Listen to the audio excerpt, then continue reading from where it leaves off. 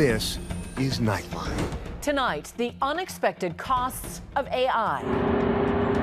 From the nonstop hum of data centers popping up across the country. And it never goes away. Never goes away. To outrageous electric bills as local leaders defend them, saying they create jobs. We are not going to pay double the amount of our utility bills. Do you understand that? The ABC News investigation in communities nationwide, shouldering the burden of the AI boom. Why should people who don't live in this area care about what's happening? Because it's their backyard next. Plus, Fashion Week triumph. The trailblazing Project Runway winner. Veejay, congratulations! You're the winner of Project Runway! Now designing couture for her very own Fashion Week show. I think I'm gonna cry. Holding her own with mentor Christian Siriano. After you win, you have to run with it or it goes away. And she's working hard. And dressing our own Rhiannon Alley. Oh, wow. Did she have what it takes to walk the runway? Am I walking too fast? And Michelle Yeoh! the Oscar winner, revered for her star turns in Wicked. Miss Alpha. And Everything Everywhere All at Once. Getting her very own Hollywood star. From ABC News headquarters in New York, this is Nightline. Thanks for joining us. Tonight, as artificial intelligence finds its way into virtually every corner of our lives, an ABC News investigation into the data centers that power the AI boom. Their hulking size dividing communities, draining energy, and spiking neighbors' electric bills. Our stations across the country hearing from communities divided. Here's ABC's Elizabeth Schulze. This was the sound at Laura Evans' home in suburban Chicago last spring when backup generators kicked in at the data center 1,000 feet from her backyard. And it never goes away. Never goes away. Laura tells us the data center emits a low hum 24/7, and it's not just the noise taking a toll. She says in the last year, her average electricity bill has spiked 23%. How do you budget when it's changing that much in 1 year? You can't. And the electric company warned prices could rise even more, They need more power at the data centers. saying one reason why is increased electricity use from data centers and artificial intelligence. The energy demand from these facilities affects our ability to meet clean energy goals, have a livable planet, and also just pay our bills. ABC News and our owned and affiliated stations spoke with communities across the country, grappling with the rapid buildup of data centers to support the AI boom. An analysis from our data team found there are more than 3,000 data centers in the U.S. About 1,200 more are now under construction or soon to be built. If you're watching a show or if you're using AI, ultimately a lot of the computation happening there, or at least the storage for that thing, is in a data center somewhere. And our analysis finds a majority of the country's large data centers are or will be in cities, towns, or developed suburbs. You need a really well-developed, very consistent grid. They need to be extremely reliable in the energy that they use, because if a data center suddenly goes out, if it completely loses power, all the tens of thousands of people who are interacting with it are suddenly going to be very mad. When these data centers go offline, gear apps can go down almost right away. Exactly. So this is pretty much as close as we're going to get to where this data center is popping up. It's just a massive construction site. Hard to comprehend the scale of this. A 2-hour drive north of Laura's home, we visited the site of what will be one of the biggest data centers in the U.S. in the small town of Port Washington, Wisconsin. A $15 billion project backed by OpenAI and Oracle that's part of the White House's Stargate initiative announced on President Trump's second day in office. The campus sits on a plot of farmland bigger than 500 football fields and will eventually use about the same amount of electricity needed to keep the lights on in all the homes in Philadelphia. They'd be putting power lines that are taller than apparently the Statue of Liberty. Tom Utek has lived on this land for 40 years. He's an artist who draws inspiration from its natural beauty. Last year, he got a letter from his utility company saying it plans to build a massive power line for the data center right across his property. I had no choice. And basically they're saying that if you don't agree, we will take it by eminent domain. They'll just take over your land. Yeah, and we'll fight it to the end. He showed us where the power line would go, wiping out dozens of trees he planted. There's no way this environment around this neighborhood could ever be the same if it's cut in half again by these giant things. We expect attendees will act in a civil manner at all times. At a town hall this month, we saw how the data center is dividing the community. We need clarity, and we need it now because we are not going to pay double the amount of our utility bills. Do you understand that? These are good-paying union jobs that are part of a once-in-a-generation investment in Port Washington. Mayor Ted Nightline defends the project. These are huge companies that are kind of the face of AI right now, OpenAI, Oracle. Are you convinced that they will be willing to invest in this community? They've been awesome. I mean, they have met every expectation we have given them. He says the data center will create 4,000 temporary construction jobs and bring in much-needed tax revenue. My greatest fear was that I would wake up one day and our downtown would be a ghost town again. And as a dad who raised my kids here and was born and raised here, I wanted this to be a better place. But some residents still aren't buying it. This is an abuse of power! The mayor even facing an attempt to recall him from office that ultimately failed. This video shows one opponent who chanted recall at a city meeting last December. She's handcuffed and physically removed from the meeting by police. It was incredibly shocking. I never imagined anything like that ever happening. There was a pretty heated moment a couple months ago at one of the council meetings. What are you doing? How do you react to the backlash from the video? How do I react to it? I can play you the voicemails of the threats I receive from all over the country to my family's safety. I can play you the voicemails of the threats to our police department from all over the country. In statements to ABC News, the tech companies behind the Wisconsin project pointed to economic benefits for the region. OpenAI said, in Wisconsin and across all our U.S. Stargate sites, we are committed to paying our own way on energy so that our operations do not increase local electricity prices. Oracle added it will invest in wind, solar, and batteries, which means more reliable, affordable energy will be available to local families and businesses. And Tom Utek's utility company tells us the route it has chosen for the power line offers a lower cost to ratepayers and maximizes the use of existing corridors. Why should people who don't live in this area, might not ever come to this part of Wisconsin, care about what's happening? They should care because it's their backyard next. Back in Laura Evans' backyard in Aurora, Illinois, local officials made the decision to put a 180-day pause on building new data centers. We basically put a pause to make sure that if these data centers want to come in, that they can be good neighbors going forward and try to really address some of the concerns that our citizens have. The city's pause on new data centers, which ends next month, was a way to buy time for local officials like Allison Lindbergh to put new regulations in place. Is the conversation around how to regulate data centers happening fast enough as how much they're popping up right now? I definitely think that the regulations need to be happening faster. The fact that we, as this smallish city, are the ones that are leading in this is frankly pretty surprising considering the magnitude of the impact of these data centers. In a statement to ABC News, the data center just behind Laura's home apologized to neighbors and said it is committed to supporting policies that accelerate new power supply and grid technologies to improve reliability and moderate costs over time. And it installed temporary noise barriers while permanent engineered solutions were being designed and fabricated. Some proponents of this technology say this is the future. What do you say to that? Build it somewhere else and just make sure it's done right, because this isn't right. Our thanks to Elizabeth. And now a look ahead at tomorrow's show. Intensifying scrutiny on the former Prince Andrew, who denies all wrongdoing, and his long friendship with Jeffrey Epstein.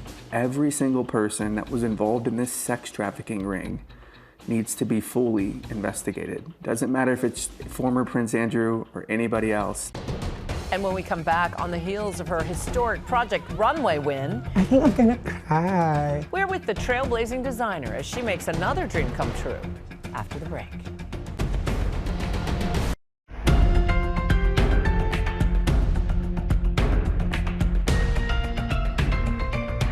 Welcome back. You know, Veejay Floresca made history by becoming the first trans woman to win Project Runway. The Filipina trailblazer wasted no time, though, basking in the glory. She got started on making her next dream come true. Here's ABC's Rhiannon Alley. Come on, everybody. We are backstage at New York Fashion Week, where the energy is fast, loud, I like the tank top, it's sexier. and yes, fabulous. This is ready for styling. Can we put the hair like the normal? This moment built on meticulous planning, sewing, sweat, and some tears. I know. In the eye of the storm, designer and mastermind Veejay Floresca prepping a team of models, and me practicing for my first ever runway walk. Am I walking too fast? Veejay's designs filling out this ballroom. What's going on over here? Mere months after first capturing international attention, The judges love sparkly fabrics on the runway. as the historic first Filipina and trans winner of the latest season of Project Runway. Veejay, congratulations! You're the winner of Project Runway! Congratulations! Veejay quickly becoming known for her couture craftsmanship and unapologetic glamour. In your own words, who is Veejay Floresca? That's so hard. Veejay Floresca is someone who is passionate. Fashion is really my passion. It's the reason why I wake up every morning. On the heels of her big win, a huge opportunity, her own show as part of the official New York Fashion Week CFDA calendar. That led to sending me down the catwalk in her original couture. Here at Veejay Studio, the artiste herself and her team of stylists went over each model's look. But I got emotional when I saw that look. What is it about your work that stands out? Oh my God, I really love this question because I'm really the type of designer where I try my best to stay being authentic to who I really am. And I think that I'm a designer who loves creating clothes to make people feel good and look good. Yeah, this is... Veejay giving me the chance to pick my custom outfit for the show. That one's really pretty. Okay, perfect. So yes, are you excited to do the fitting? I'm so excited. How will we pick? Oh, wow. But eventually, there was just one clear choice. I haven't even seen it. Wow. Oh my God. Like the texture is unique, it's sexy, but it's still elegant. I love the color of the hair with the dress. Yeah. I love it. This is your moment, and you're the first Filipina and first trans woman to win Project Runway. How does that feel? It feels amazing. It's a dream come true, coming from 13 years of rejection, of constantly applying and not giving up, and winning it is a true testament of resiliency. Now this is my time, so thank you. This is your time, Veejay. When you won Project Runway in the fall, did you immediately think, I want to show at New York Fashion Week? Yes, I did. Actually, it's in my to-do list. The moment that I won Project Runway, I told myself, I need to show at New York Fashion Week because that's the next step. I said this all over again, I want to be the next Christian Siriano. Christian Siriano is a perfect example of somebody who won the show and who is very successful now. And if Christian did it, I can do it too. Her solo show symbolizing decades of determination. Veejay leaving home in the Philippines back in 2012 to pursue her dreams. I think one of the things that I learned about growing poor in the Philippines is the resiliency that you just said, that if someone says no, knock on the other door. And there's gonna be one person who will open the door for you. What role has your family played in your success? They are my loyal cheerleaders.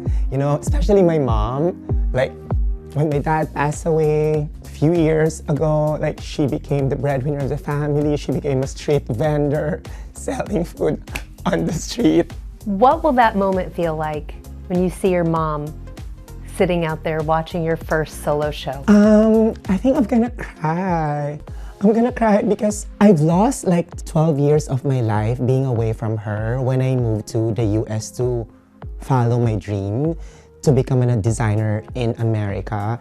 And watching her witnessing this success that did not come overnight is just so sweet and powerful, and a reminder to parents to support their kids no matter who they are. It's almost showtime here at the Ritz-Carlton Nomad, and I'm getting my final touches of glam. What does this moment mean to you? Veejay is a good friend of mine. We go way back from the Philippines. And this is her first ever official New York Fashion Week. So it's a milestone for her, and it's also a milestone for us.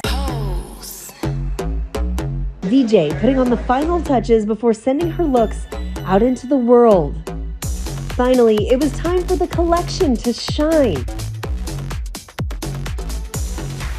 But really, this moment belongs to Veejay, creating a triumphant show stitched together with resilience and relentless artistry. And that designer she said she hopes to be like, Christian Siriano, there to show his support for his Project Runway mentee. Veejay herself is like, she really works hard, and that is so important. Like, after you win, you have to run with it. You have to kill yourself. You have to work at it or it goes away. So, and she's working hard, which is amazing. She was the first trans winner of Project Runway. What did that mean to the fashion industry? Having someone like her win our show who is talented. It wasn't even about that for anyone, I think, but now it gets to be, and that's what's so great about it. We didn't have to make it part of the story necessarily, but now that she wins, she's going to inspire all these other amazing people, and I think that that's the best thing. And then, there's her biggest fan of all. And my There's your mom! There's your Congrats, mom! I'm proud of you. How does this moment feel for both of you? Ano nararamdaman mo daw? Of course, I'm very happy. She's very happy. Ask her what her favorite piece What's your is. favorite piece? Ano yung pinaka-paborito mo? Lahat, everything. In 2015, you stated in an interview that you wanted to be the first trans woman to win Project Runway. You manifested that. What are you manifesting next? I'm manifesting that I am going to open another store somewhere. Maybe it's in LA, maybe it's in the Philippines. And I think that I have a strong feeling that you'll see a Veejay Floresca in a very high fashion red carpet event this year. I'm keeping my fingers crossed. Never bet against Veejay. Our thanks to Rhiannon. When we come back, Oscar winner and Crazy Rich Asian star Michelle Yeoh. You will never be enough. Joining an elite group in Hollywood.